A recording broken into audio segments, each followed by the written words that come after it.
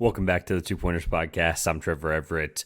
I'm very glad to be doing this podcast today, talking about how college basketball has kicked off officially. If you didn't get a chance to check out, I was on the ECB After Hours show last night. We recapped a lot of the just things happening. I'll talk about some of those games again today. Thinking, take a night to think about some of these takes and understand what we saw last night.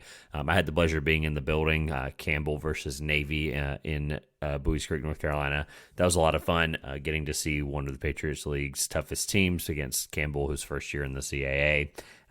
Won't be talking about that much tonight, but am looking forward to covering mini games this year. I've got some really cool stuff coming for you guys.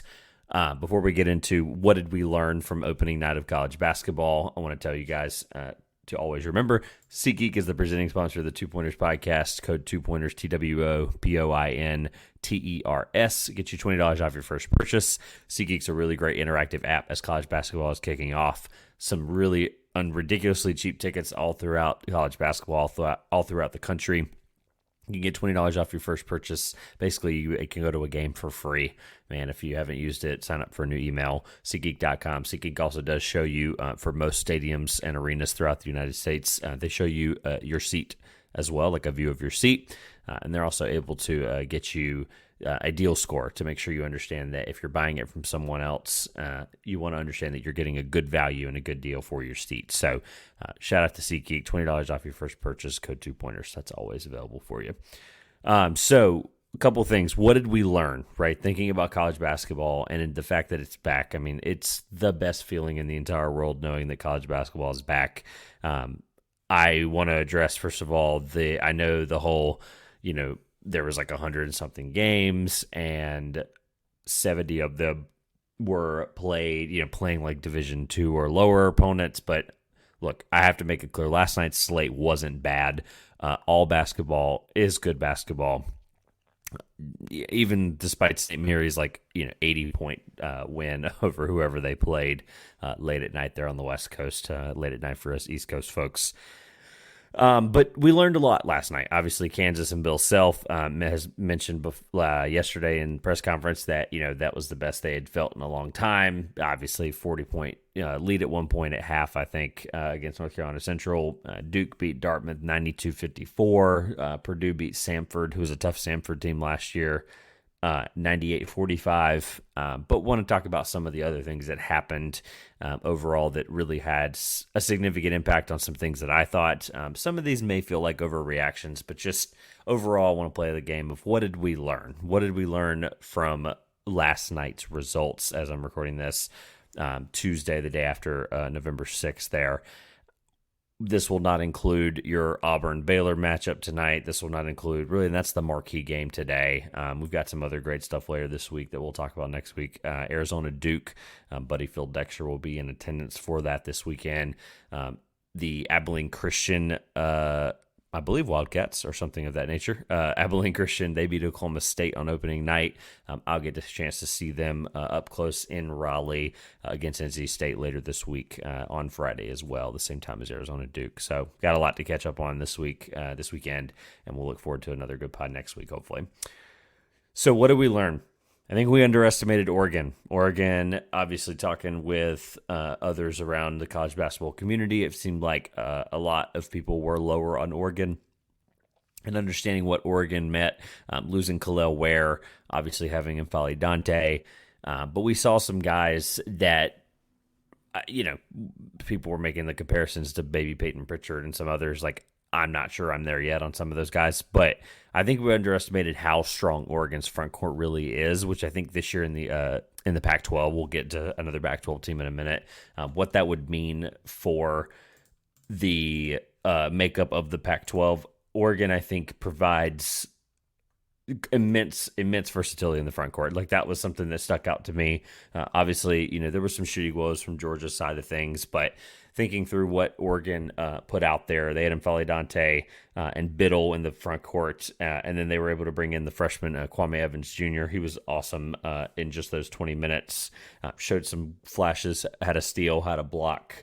Got in a little bit of foul trouble, but off the bench, Rigsby was their standout there. Brendan Rigsby, that's the guy getting the Peyton Pritchard comparisons. But the highlight for me, or the thing that I took away, was just how strong their front court really is. And I know Dana Altman has done, for what it's worth, has done enough to show that he can sometimes struggle with figuring out a front court that can be consistent.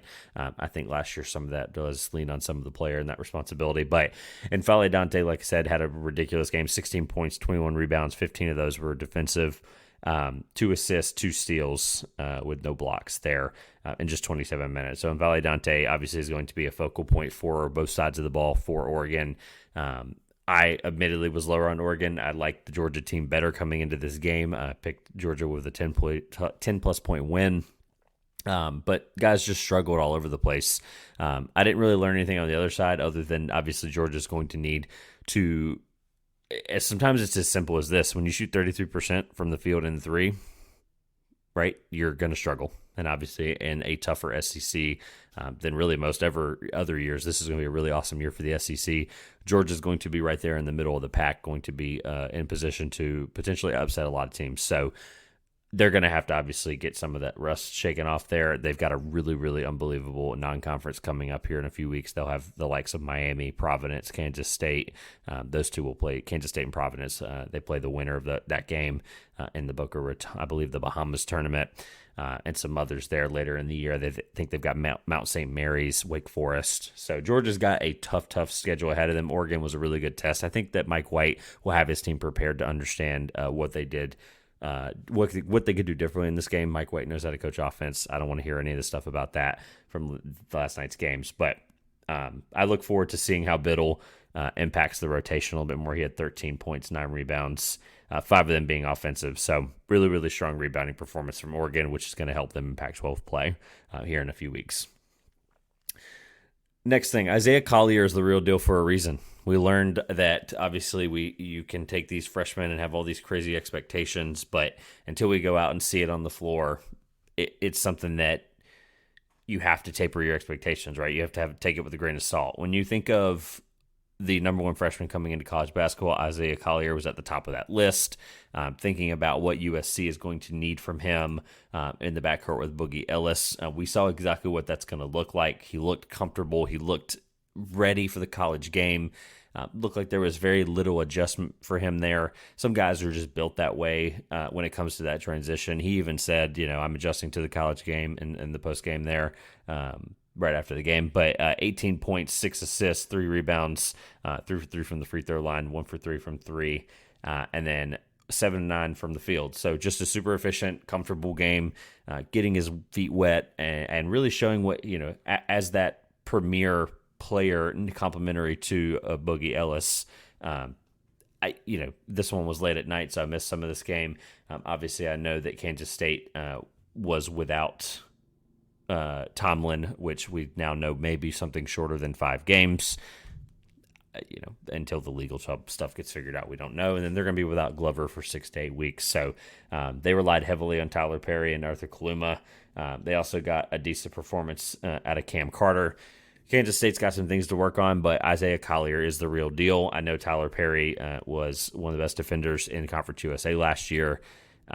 But for Collier to be able to play up against the guy of that defensive prowess, I think that he's going to be just fine. Isaiah Collier is going to be one of the resounding leaders and best players for USC in the Pac-12. And despite what I think about their depth, they only had 6-3-2, so 11 points off the bench there for USC. They really didn't need it. They were able to handle Kansas State even without the depth of the bench. And obviously that's understanding that Bronny James is not currently playing and hopefully will play here in a few weeks. I know they're going to slow roll him back probably.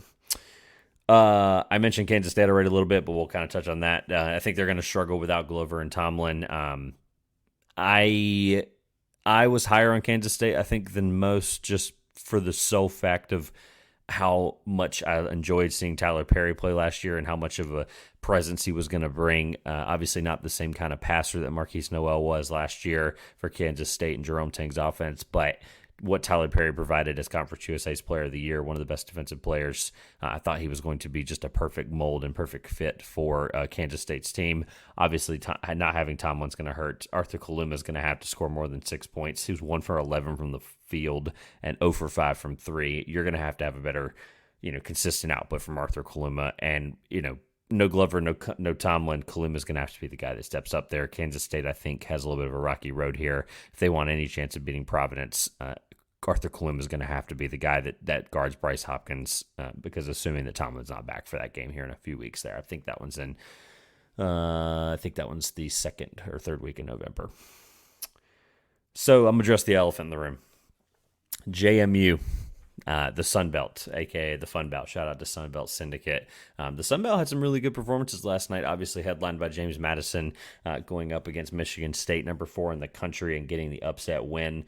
So shout out to JMU for obviously pulling that off, first of all, but then also, showing us a couple of things about Michigan State that maybe we need to know, and we'll touch on Michigan State here for a little bit. But the offensive struggles are eye-opening. I learned that... I'm trying to figure out the best way to put this where it's not necessarily an overreaction, but we learned that relying on a couple of freshmen, even though they are key incoming freshmen, relying on those freshmen may be really difficult for Michigan State's offense, at least early, until those guys get comfortable. Cohen Carr had a really good game. He had 14 points off the bench. But when you're getting only 35 points from when you're getting 35 points from Tyson Walker and he's the only consistent scorer in that realm, you're immediately you're going to be in trouble offensively, right? I understand that they shot with 5% from 3 or whatever it was. Make sure I get the box score in front of me correctly. This is one of those things for Michigan State that we're going to look back on. Tom Izzo is going to have the team in the Elite Eight in March fighting for a Final Four spot, and we're going to just think of this as just it happens. It happened at the beginning, whatever, yada, yada. I did see an interesting point today. I can vaguely remember who it's from. I can't remember the name right now off the top of my head. But I did see a point about how JMU only they don't play anyone inside the top 125, I think it was, in KenPom the remaining part of the year, at least as of currently ranked KenPom standings. This was their hardest game by far, and people are saying that James Madison could run the table. I'm not sure I'm there yet. I think the Sun Belt's got some ridiculously good teams. Louisiana, Southern Miss, obviously won the regular season title last year. You've got some interesting teams. Marshall, although they did lose a lot, they did win opening night against one of my favorite teams in mid-major college basketball, Queens. Shout out to Coach Leonard. From the JMU thing, they were able to get 24 points from Terrence Edwards Jr. This team can score, right? Obviously, they got 41 minutes out of Edwards Jr. there, but 24 points from him, only 2 for 5 from 3, but they were able to get to the free throw line. They were making their free throws 75% from the line, contrary to Michigan State's 62%, right? You're not going to win those games against, especially a team like JMU that's going to shoot the ball really well. To think that there was a front court mismatch here, I think that would probably be an understatement. Not real much production from Sissoko and Hall for Michigan State. Like I said, Carr came off the bench and played really well. Booker only played 5 minutes for Michigan State. So Izzo did go down into the bench and play, most of the guys off the bench more than 17 minutes. So we did see, them stylistically try some things that may or may not, come to fruition later. Obviously, the rotation gets trimmed down the further in the year we go. But when you shoot 5% from 3, that's never going to put you in a good position. And, to say that JMU deserved this win would be an understatement. They went out there, they made their shots, they rebounded the ball exceptionally well. At the end of the day, you're going to be able to take down the number 4 team in the country if you shoot the ball well, you rebound the ball well, and you pick your spots. And that's exactly what they did. Shout out to the Sun Belt. JMU, again, going to be able to have a really, really strong non-con here to head into conference play in early December. Couple more things. What did we learn? The A10 may not be very good. This one is, if I'm going to be upfront about it, this one is definitely an overreaction of sorts, without a doubt. The A10 saw a couple of results that I'm sure they are not proud of. A couple of them being some really tight games. Some of these teams they played obviously weren't exactly stand out, but Davidson at one point was tied with Washington and Lee in the second half of that game in Davidson, North Carolina. Duquesne pulls out a close win against Cleveland State, 79-77. Rhode Island beat Central Connecticut by 11. George Mason beat Monmouth, one of the worst teams in their conference, 72-61. St. Joseph's was able to handle Lafayette. Dayton, 20-point win or close to 20-point win against SIU. Edwardsville. McNeese goes on the road, and Will Wade is able to beat VCU 76-65. Will Wade has played or coached one game for McNeese, and we're already seeing what he's going to be capable of with a team that he can take some time to build with. VCU is probably not happy about that result. St. Bonaventure only beat Longwood 73-69. Longwood, I believe, I had ranked on the top 3, either second or third, in the ECB magazine, which, by the way, if you didn't know, even though the season has already started, ECB magazine is only $10. You get access to every single team, a preview, some really great information there. ecbmagazine.bigcartel.com. $10 is what you get all those 300 pages worth of content with. So regardless, going back to what I said, Longwood, I had them ranked as a top tier team in the Big South. St. Bonaventure, tough win there in New York. Richmond beat VMI pretty handedly. Fordham only beat Wagner by 4. Fordham, that took a overtime victory there. St. Louis only beat Southern Indiana 63-75, and then George Washington doubled Stonehill, so no big deal there. Some other A-10 action, Drexel heads into LaSalle tonight as I'm recording this, and then UMass kicks off their season against UAlbany. So the A-10, obviously, all jokes aside, there's going to be some things to prove. Duquesne's going to end up being a team that I think breaks itself out of the pack there of the A-10. I know VCU had a blip there. I think LaSalle's going to have a very good year. There's some other teams there. Davidson, I think, has some pieces there. What are we going to see from George Mason, post-Cam English? So we've got some things to learn from the A-10. I don't want to overreact. I didn't watch a ton of these games. I did watch some of the McNeese VCU upset there. But I do think that there's some question marks from the A-10, specifically just from the defensive side of the floor. A lot of these teams gave up, from some of these teams that are not exactly good offensive, stalwarts here, giving up 70 or more consistently across the board, or 60 or more. So the A-10 may not be very good, not a ton on it, but just, hey, keep that in mind. Lastly, this one's so interesting to me because just of all the coverage of it preseason and knowing that they lost to whatever it was, Kentucky Westland or whatever. Louisville's going to struggle again early. You're going to need some time to get guys like Dennis Evans and Tyler Johnson going offensively and even defensively. A guy like Dennis Evans is a really good shot blocker and rebounder. But Louisville, to only beat UMBC by 1, I understand that UMBC put up a really strong fight. The game went into, I believe, the 90s at this point, whatever that final score was. But Louisville, we can sit here and talk about the Kenny Payne problem all we want, but until they have a just true shakeup and core of the program, whether that is firing him or whether that's, I really don't know. I don't have the answer for you, I'll be honest with you, but knowing Louisville in the last 18 months and knowing what they've gone through and some of the changes, all the answers lead back to the same point that I feel like I'm bringing up and talking about every single week, and that's that Kenny Payne is not the coach for the job.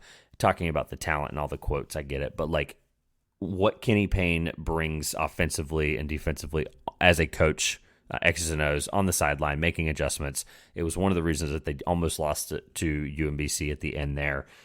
Lack of coaching adjustment. They've got 2 guys on their bench, Danny Manning, who has some previous head coaching experience, and then Nolan Smith, who I've been saying for years now is due for a head coaching position in college basketball, and I believe that is why he took the Louisville job, because he knows that in the future that is going to be a job that he can take the reins and do a very, very good job of.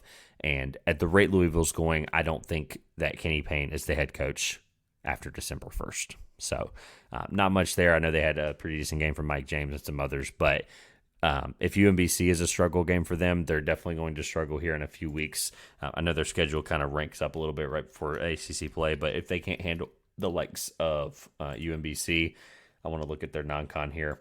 They play Chattanooga, really tough team in the SoCon here on Friday the 10th at 7 p.m. Coppin State's in a rebuilding year. Then they go to Texas, or they play Texas on November 19th, number 18 Texas, by the way. They play Bellarmine. Coach Scotty Davenport, who we've talked about plenty on the ECB podcast feed, he is going to have his Knights prepared to play the crosstown rival Louisville. They go to Virginia Tech on the 3rd. I believe that would be the first conference game of their schedule. They play DePaul. That will be no slouch game there. Arkansas State's going to be tough. They play Kentucky on December 21st. It's only going to get harder for Louisville, right? So being prepared for those moments, I don't think Kenny Payne is going to be the coach for that. All right, before we get out of here, I'm going to give you my NBA best bets. As I'm recording this on Election Day, the NBA does a really cool thing where they do not hold any games on Election Day. College basketball, however, does have games, so you better believe I'll be watching Auburn-Baylor. But the NBA does not have games on Tuesday, November 7th to go out and vote, so I do encourage you to go out and do that. Get registered, get out and vote.